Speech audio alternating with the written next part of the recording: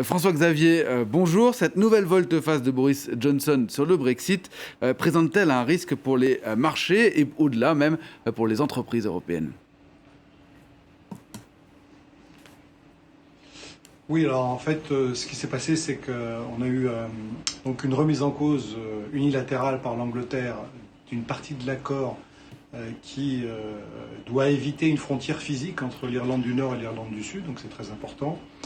Et il faut interpréter cette espèce de coup comme essentiellement en politique intérieure. Boris Johnson perd de la popularité dans la population, il a voulu recompter ses troupes en provoquant un vote au Parlement. Cela dit, le mal est fait. L'Union européenne a déjà réagi en donnant un ultimatum à l'Angleterre pour qu'elle retire cet aspect, cet amendement.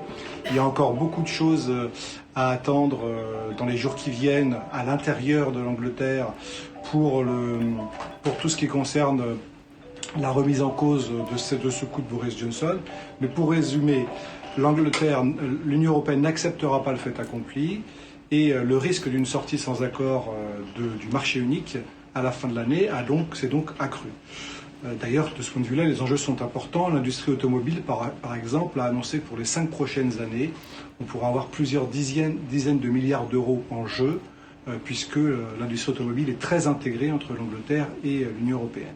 Alors, heureusement, il y a de la place pour un accord encore. D'abord parce que l'Angleterre serait évidemment la grande perdante d'une sortie brutale du marché unique au 31 décembre, donc elle n'en a absolument pas intérêt.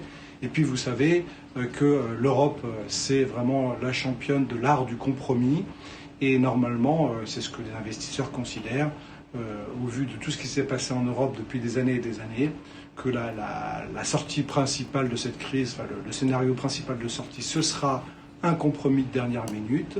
Mais ils ne sont pas totalement sereins, mais enfin c'est le pari qu'ils font. Et seule la livre sterling aujourd'hui souffre de la situation. Merci beaucoup François-Xavier.